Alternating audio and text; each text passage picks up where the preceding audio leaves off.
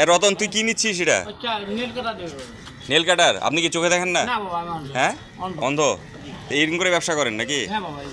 আচ্ছা, রতন তো টাকাও বুঝে না, ও যে কয় টাকা 35 টাকা, 10 টাকা 10 টাকা না 10 টাকা না 35 টাকা, 25 টাকা। আমি 10 টাকা করে কানে দিল। আর 10 টাকা দিয়ে নিয়ে আছি, তুই দে এখন দিয়ে দে ওমাক। ওটা 35 টাকা দাম। ওমাক দিয়ে দে ওইটা। হ্যাঁ, যাক, আপনাকে দেখে ভালো লাগলো। মানে হাট্টা কাট্টা লোকও মানে ব্যবসা করতে যায় না, আর আপনি চোখে দেখেন না, তারপরেও ব্যবসা করে আছেন না? 12 সালে। ইউটিউবে ঢুকলেও পাবে না ওকে। আচ্ছা আচ্ছা আর দিচ্ছি প্রতিদিন 3000 সাহায্য পাবে। আচ্ছা আচ্ছা আচ্ছা, ঠিক আছে আপনার জন্য।